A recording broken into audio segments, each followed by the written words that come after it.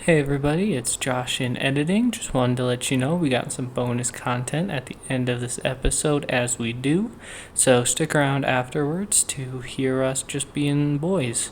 And in the meantime, enjoy this episode on Mark Lanigan's Bubblegum and Jerry Maguire. Enjoy! Hello everybody, welcome to the One for the Other podcast, featuring your two favorite assholes. It is me, Josh, and my co-host as always, Me, Lane. welcome back.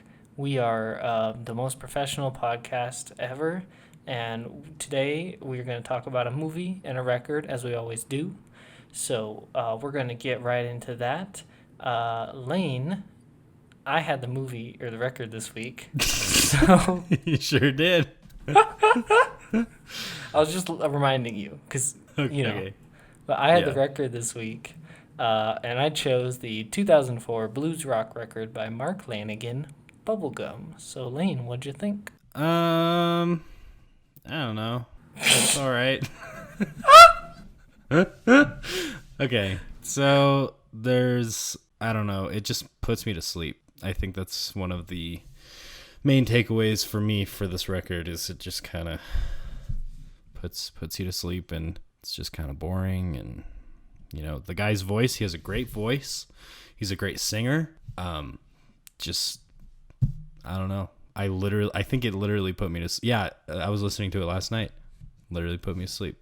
So if you're insomniac, listen to Bubblegum by Mark Lanigan, which is a shit fucking name for a record.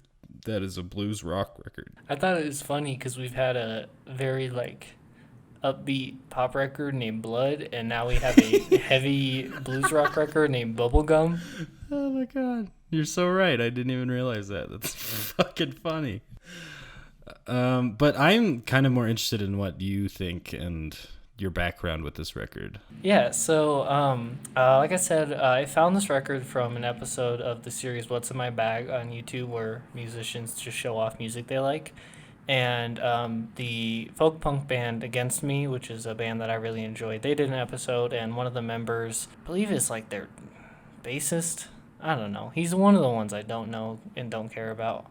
Um, he pulled this out, and they played a snippet of it, and I was like, all right, that sounds neat. I'll check it out. And I was like, okay, cool. So I enjoyed this record. I really like the slow tempo and the heavy atmosphere of it. I think that was one of the things I enjoyed, was just kind of this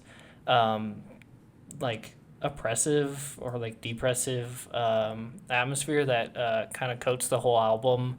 One of my notes that I wrote was just it feels very film noir, very much like someone who's not really in the best place. It's substances, I don't know. Yeah, I could definitely get that vibe from it on a lot of the, basically the majority of the record is kind of slow. It's kind of folky, it's bluesy. Those are the tracks that I enjoyed more listening to it, but the tracks that did not hit at all were the tracks that are, they're trying to be fucking rock and roll players, like on songs like Hit the City, Yeah. or Methamphetamine Blues. Oh my god. The fucking mixing on that song, I don't know what the fuck it is, but it makes my head hurt. It's just too open. And when you're listening to a song like that with that really driving, guitar riffs and shit like that, you kind of want to be enveloped in the sound and kind of, I don't know. I think that's the best way that I could explain it. Enveloped in the sound. But in this, it's just too wide panned or something. And one guitar's over here, one guitar's over here. And then the fucking can't hear the bass at all. And then they're doing some weirdo shit. And it's ow. My brain, it don't sound good. Yeah, those faster paced tracks aren't they definitely aren't highlights of the album. I think the opening track, When Your Number Isn't Up, and 100 Days are really solid, and I think that's what will draw you into this album is When Your Number Isn't Up is a fucking phenomenal opening track, and it sucks that they follow it up with Hit the City. Like, Yeah, that's true. It kind of does the first track a disservice by following it with such a shitty track. yeah. But yeah, I mean, I think that's what it is, and I think because this record is like 15 songs long and 50 minutes, I think eventually I think I end up kind of like you said, it said it puts you to sleep. That's what I was trying to say. I think I end up kind of tuning those out and focusing more on those stronger tracks. And just really enjoying those. Those are the ones that tend to get stuck in my head. Things like Stone's Throw from the Border clearly stuck with me a lot. But he's like just a stone's throw away, or just like on the song, I think it's 100 Days. I had a lyric stuck in my head and I didn't even know it was from the song. I had to look it up. It was there is no morphine, I'm only sleeping. And I just had that playing over and over in my head, and I was like, what the fuck is this from? So like that part stuck to me, but it's like I can remember Hit the City because it's at the top of the album, but I couldn't necessarily all of them. Yeah, the last quarter of the record I could give less of a shit about. I don't really give a shit about the whole record, but especially the last quarter, like fucking I cannot tell you a single thing about Driving Death Valley Blues because I don't fucking remember. That's another thing about this record. It's not entirely captivating. It's not engaging, and I think that's why my brain goes sleep on it. Yeah. And it's kind of hard to decipher some of the lyrics because of his really raspy voice or whatever, and then there's just some like distracting what song was that? I found it before the podcast. It's Strange Religion, I think. It's there's like these fucking stupid ass guitars way in the back of the mix that you can hear, and they're just like, oh yeah, and it's like the most confusing fucking stupid thing I've ever heard. It's like why I can't hear what you're saying because I keep focusing on the it's I don't know who produced this, but they should be burned at the stake. It don't sound very good. That's it's funny that you bring up those two songs in particular, because those are the ones I remember the best. Like Driving Death Valley Blues is one of those only ones out of those last 4 or 5 that I can remember. I can remember Morning Glory Wine pretty well. I'm hitting puberty, sorry. And then Strange Religion, I think mostly because I can just associate with like the lyrics that are part of that title. So like Some Strange Religion, or like Morning Glory Wine, and then Don't Wanna, well I know Driving Death Valley because like I don't want to go cold turkey. And I think I was listening to this album when I like went cold turkey at one point, so I was like, hey, I know that. I know that feel, bro. Fucking relatable. Hashtag. I've been shitting on this album a lot, but at the end of the day, it is just kind of, turn it on, drink a beer, fuck your sister kind of vibe. But there are some highlights. Like the first song, I completely agree. That's actually a pretty solid track. I like the songs where they do something a little weird, like with Wedding Dress. Wedding Dress was one of my favorites probably. But there's this one song where they take it a little bit too far with the weird, and there's like this drum and bass part. Is it Head? It is Head. No, it's not. What the fuck song is it? But it starts like with like these electric drums, and then it like goes into this, and it's like, what the fuck is going on? I'm stroking out. It does not match the rest of the record at all. So it's fucking. Is it the last track? No. Is it Sideways in Reverse? It could be that one. No. It's Can't Come Down, maybe. Yeah, Can't Come Down. It's very, very strange. And oh yeah. I don't understand it. Doobie String. Are you looking at the Wikipedia page for this record? I have it open. Pull it up, Yeah. and I want you to scroll down to the personnel Personnel. section. Wow. Holy shit. Really? What the fuck? See, that I didn't expect because I think this record stands well. Like, they obviously have, like, everything there, and like you said, it feels kind of too open. But it almost felt like this was, like, a small group to me. Like, this was, like, a dude and some session musicians. I didn't... Why? Well, it is some session musicians, but they pulled some Steely Dan shit and was like, let's get a different guy on every instrument, every single recording session. Like, what the fuck? But I do see some really, really good, like, people I respect immensely, like Josh Homme. He did a lot on this record. He's the singer-songwriter. No, he's not. Well, I get whatever. He's the lead guy for Queens of the Stone Age. That's like his project. Oh. And to see him do so much on this record, it's like, what the fuck, Josh? What are you doing, man? I don't understand. Here's something interesting. So after listening to this album and enjoying it, I was like, oh, I want to listen to some more. So I went on to like his Spotify and looked at like one of the top tracks that wasn't off this album. And it was off an album called Hawk, which he did with Isabel Campbell. She's not on this record at all, which makes sense because that record is way more like country somehow, which I didn't expect at all. But yeah, I don't know. I would have thought they were. I guess it makes sense that her sound is. She's actually listed as the lead artist on Spotify for that one. But I thought, I don't know. For some reason, I just thought she'd be on here. Dude, Izzy and Duff from Guns N' Fucking Roses did backing vocals for track 7. Which one is that? That's Strange Religion. Some Strange Religion. No. I'm washing out my eyeballs with bleach.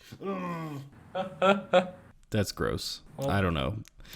This my feelings on this record. I think what you said kind of works. Like, it's not too offensive when you're listening to it, but it's not necessarily going to stick with you afterwards. Like, there's definitely highs and lows, and I think, at least, I enjoy it in the moment, but it's not something I seek out, like, typically, when I'm like, I don't know what I want to listen to. I'll usually scroll past this album, so, I don't know. It's just something like you come across, and maybe on a playlist or something, and you're like, oh, shit, that's not bad, so... Don't know if I'll be seeking this out on physical media like they did in What's in My Bag. I will agree with you on that one. All right, let's rate this sumbitch. Let's do it. You first. Me first? I'm going to give this album a 7 out of 10. Okay. I think for me, the highs make up for the lows, and I'm able to kind of tune out those lows enough to leave me with a favorable impression of the album. Like I said, I'm not thinking about it too much, and listening to the beginning of Can't Come Down is really weird, but I really enjoy the atmosphere, I enjoy the highs, and I forget the lows. Fair enough. See, I'm a what you call an asshole and only focus on the lows. So I'm going to give this record a 4 out of 10, probably. There are some positives, but the negatives definitely outweigh the positives for me. You know what's funny is before you said that number, in my mind, I was like, he's going to say 4. I'm too predictable. Should have said 1. 1 out of 10. You could have just gone with 5. Like, that's the same letter. But this record doesn't deserve a 5. I'm just saying it would have been the same lead on and then trickery, but worked better. No. All right. You had the movie. What did we watch? No, you're missing a step. No, I don't want to do this. We're not putting this on the tier list. All right, for the tier list. Where do you want to put it? I'm curious. C. Yeah, I'm okay with that. All right. Cool. Do we have to move something out of C? No, we're good. No, we don't have a cap on C. We can just stack that shit up. Keep it up. All right. And yes, I did have the responsibility for picking out the movie for this week. And I picked The 1996 film, it feels like a movie that came out in 1982, but the 1996 film, Jerry Maguire. This is a movie that my mom loves and has tried to force down my throat many a time. But I refused up until this moment because I thought it'd be funny to make Josh watch a fucking romantic comedy featuring Tom Cruise and Cuba Gooding Jr. So, what'd you think? The movie was fine. Like, I don't know. It wasn't too terribly offensive in any way. Like, the story was all right. I'll admit that I kind of teared up at the end, but I'm also kind of a sucker for shit. Like, I'll tear up at shit I don't even care about. So, but yeah, like it was overall like. It was a fine rom-com, but didn't do too much for me. I don't know if I'd necessarily like super recommend it, but like if someone put it on, I wouldn't be like, fuck this. Yeah. I think I'm in the same exact boat. I think it's a perfectly fine romantic comedy. I think it actually hits some good beats comedically. Like the one standout scene for me is the fucking scene where he's on the phone with Cuba Gooding Jr. and he's doing the show me the money thing. Like that fucking got me. That was pretty funny. Yeah. And then having the most adorable child in your movie, you know, that doesn't hurt it at all. Right. You know, Tom Cruise in the 90s looking good except for his center tooth. Fucking center tooth. You can even kind of see it in the poster, even though he's profile. You can tell that there's something wrong. There's something wrong in his fucking mouth. It's like the uncanny valley of mouth. Well, there's the promo. Oh my god. Yeah, I mean, like, yeah, it's not bad funny-wise. I think my favorite moment was at the beginning when he's with the hockey player and he's like, a tank would have to stop your dad, and the kid just goes, fuck you. That like 7-year-old. Oh god, that was so funny. Yeah, this is a movie to watch with very plain people. Very cut and dry, very, you know, they eat their mini wheats in the morning. Or no, that's not boring enough. They eat their Kellogg's cornflakes. Yeah, that exactly. That was the exact cereal I was thinking of. Cornflakes. I just couldn't think of the name. They eat their cornflakes in the morning. They eat their ham and cheese sandwich at their 9 to 5. You know, watch it with those kinds of people. I think they'd really enjoy it. Or watch it with friends while drunk. That'd be a good one too. That would be very fun. Because I found myself saying stuff like just stupid jokes about the movie, even though I was alone in my apartment. Like, my first note was a stupid joke where he's like, there's almost, 6 billion people, or however many he said. And he's like, when I was younger, there was only 3. And I went, there's only 3 people in the world? Whoa. Yeah, I don't know. Like, what else do you say about this fucking movie? Like, it's fine. I'll say some stuff. Right. Tom Cruise isn't the best actor. No. He kind of has a permanent look of, like, concern / douchebag on his face for the whole movie. I think that's just his face. I think that's literally just his face. So it's like some of those moments where it's like supposed to be really heartfelt and they go to a close-up of him. Like Renee Zellweger just outperforms him, where it's like she's able to show emotion and you're like, that guy just looks like, she'll say something like, I really like that, and it'll go to a close-up of him and he just kind of looks kind of concerned, and you're like, what? I feel like he looks confused a lot of the time too. Yeah. It's like, what the fuck did you just say to me? Like, it's not quite there. I don't care enough about Tom Cruise to know if that's improved since the 90s, but I will say, when there's moments between him and Cuba Gooding Jr. and he's like arguing with him and he's really animated, he's kind of like fucking, he reminded me a lot of like Jim Carrey. Kind of like just really silly, flailing his limbs everywhere. I think he did that really well, but I think what you mentioned definitely fell to the wayside. Yeah, I think Cuba Gooding Jr. and his wife, however, I think those two did a really good job. You know, Surprisingly.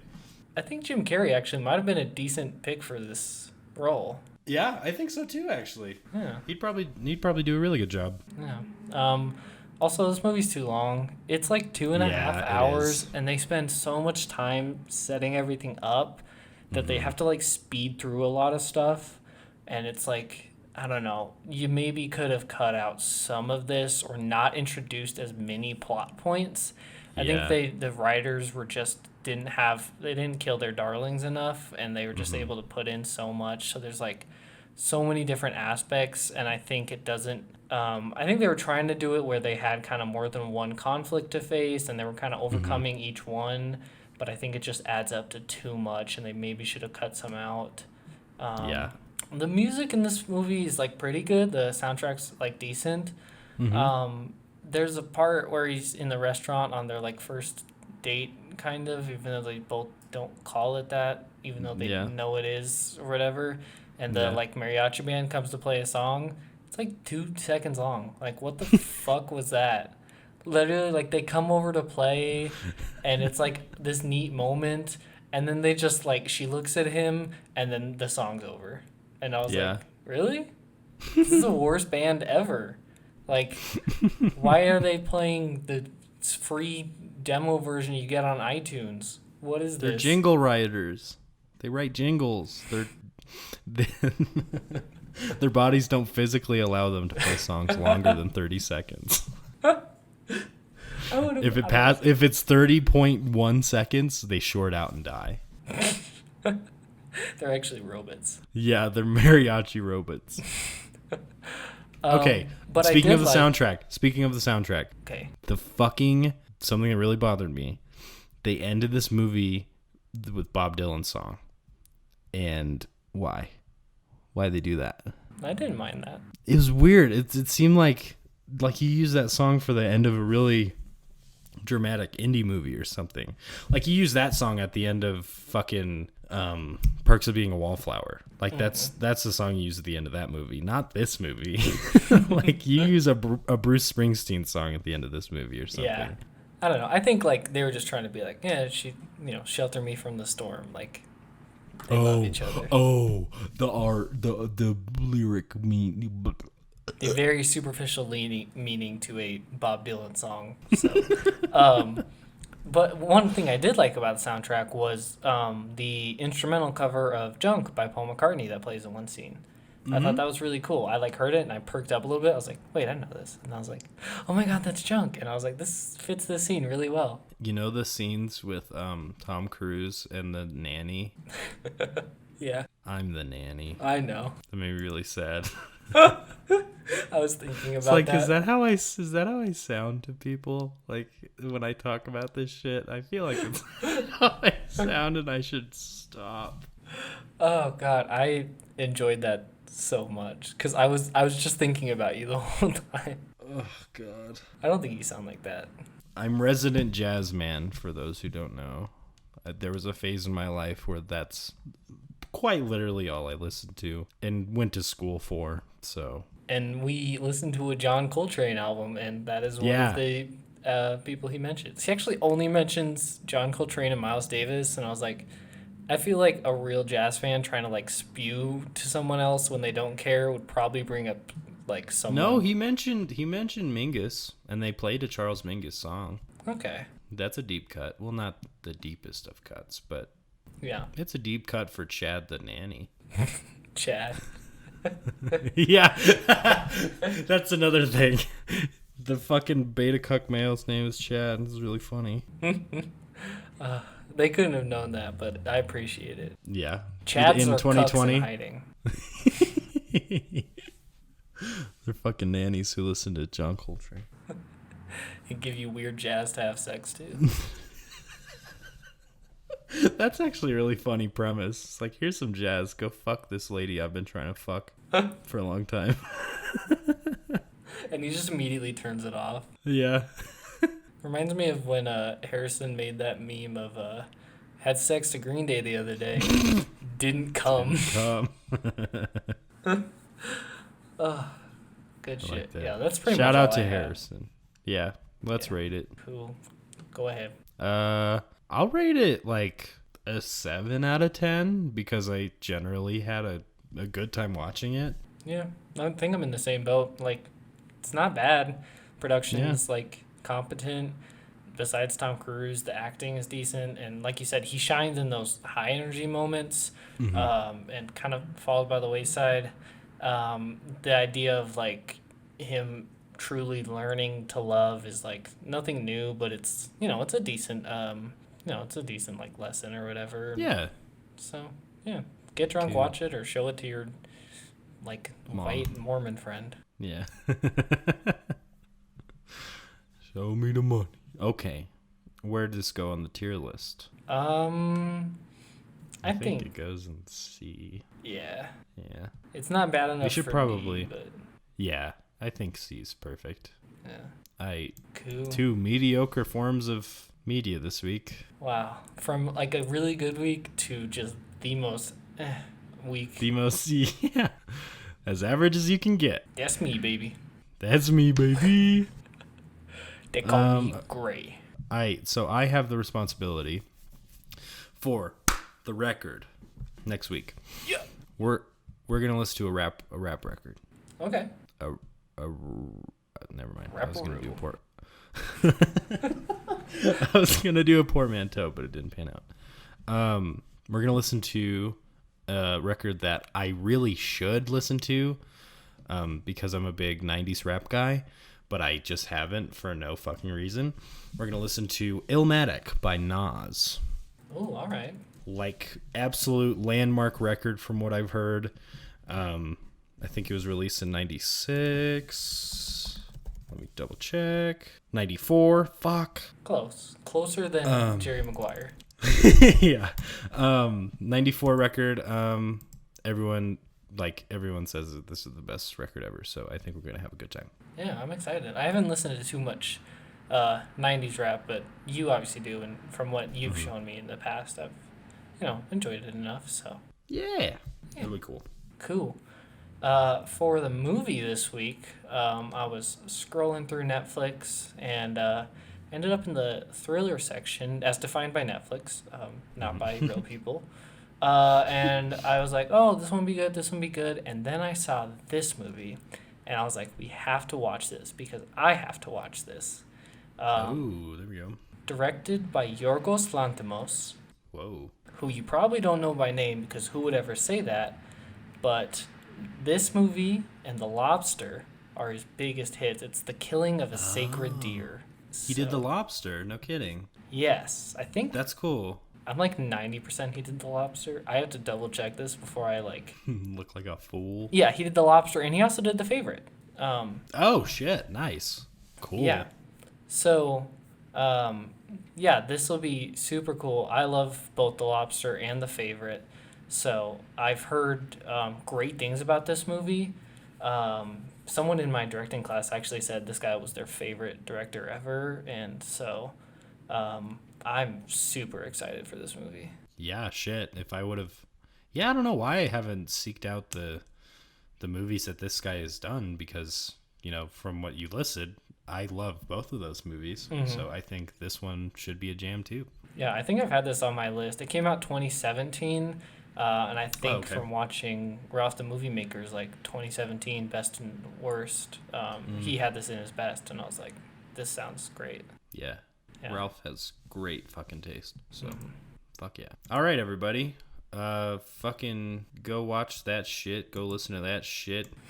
Do it. Do it, pussy. Go to a fucking website, any website, we don't care. But maybe you should check out ours. The URL is chartreuse-bellflower-dwfy.squarespace.com, or click the link in the description because that's hard to remember and type out. But yeah, we talked about it last time, but we got bios. We got all the episodes up there. I did check, and if you're at least on Chrome, if you go to the site and hit play on an episode and turn your phone off, it'll keep playing. So You can use that as a way to listen to it audio only and turn your phone off while we still work on Apple Podcasts. Hell yeah. Yeah, go follow our Instagram at onefortheother.podcast. That's kind of the best way to get any bigger updates besides the episodes. Like, if we do something in the middle of the week, we're probably going to announce it there and then not be able to talk about it until we record. So that's the best place to get updates and sneak peeks of the episodes when they come out. Send us emails, onefortheotherpodcast@gmail.com. Send us suggestions. Send us dick pics. Send us things to put on the website. We'll put pretty much anything up there. Like, if you look at our bios, you'll see what we'll put up there. And what we're paying to put up there. What we spent real money that we worked for on. Yes. So. All right. We'll put your cock on a website. We'll do it. And we'll do it. We're not fucking around here, folks. Folks, send us your cock. Okay. That's enough. We'll see you next week. Bye. And I am recording right now. It's not October yet. It's close enough. They can't. No scary things can exist from the months of January up till September 30th, and then November to January 1st. I think you can suck my dick. No scary. Scary. Scary. Scary. You're freaking me out, dude. I'm gonna tweak. I'm having a panic attack. I think I always put his name with 2 N's, and it only has the one in the Mark Flanagan. Mark Flan. Mark Flanagan. Wait, why am I on IMDb? I want Wikipedia. I want a real source, okay? Yeah, none of this fake shit. That was Renee Zellweger? Wager? How the fuck do you say your name? Renee Zellweger? Renee Zellweger. Wegar? Weger. It's an Weger. ER. Why are you doing an AR? Wedger. Renee Zellweger. Okay, cool. It's pretty epic. Fuck me, am Get I right? fucked. Fuck. Fuck you, May.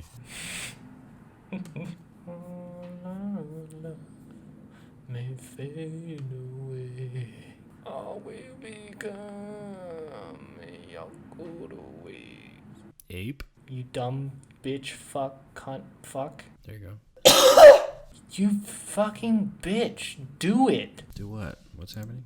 You fuck. Guess I'm fucking can't up. Just Jerry Maguire as the template photo. You put Jerry Maguire as the whole fucking main. Fuck! Fuck you, Zodiac. I'm really good at this. Fool. It vanished. God took it from you. I was more impressed with my ability to lose it than upset. It was just like, damn. Bubblegum. Jesus. Fuck. What? Bullshit, man. I don't know. Maybe I'll just kill myself. That works too. Dude, calzone is en route. I was just going to say 3 cheers for suicide, but... Hip hip. Hooray. Hip hip. Hooray. Hip hip. Hooray.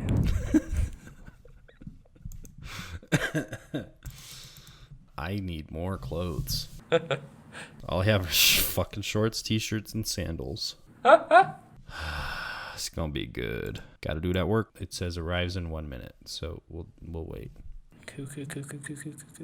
I don't know if that's a DoorDash 1 minute or real life 1 minute. Ay, caramba. Yeah. Just free ball it. Do whatever. Yeah. Free balling. Cause I'm free. We both went for the same joke. Ballin'. It's in the movie. It is. Remember? He doesn't say free ballin'. He should. I like to imagine Tom Cruise was free balling that whole movie. I don't. Did you also stare at his face for the entire movie, just looking for his middle tooth? Yeah, and I found it, and I hate it. I hate it so much. Ugh. There she is. 8 seconds. That's a bad movie, but that's a fun fact. That movie's about the guy that I'm named after. 8 seconds? What is that? It's a biopic about Lane Frost, bull rider. Wow. Yeehaw. Ye fucking ha. He died fucking riding a bull in Cheyenne, Wyoming. Hell yeah, dude. Follow his legacy. How about it? Hey guys, I just want you to know whatever Lane says, it's not true. Okay? Like what I say is the real guy. So just kind of ignore everything he says for this episode, or said, because this will be at the end. Just ignore whatever he said, because it was all fake. It's not real. He's, he has lying of the mouth syndrome. It's real. Don't make fun of him. It's a real syndrome. Where he's always wrong. Nothing you can help. But just know that. Okay, love you. I've secured the bag. You got that MF bread? Yes. Bread with cheese and ham. Yum. You seen that post? It's like, if I catch my kid sneaking out, I'm gonna sneak out with them. Like, come on, little MF, what's the move? What's the move? It's a good one. Hello, everybody. That's all, folks. Hello. Do it.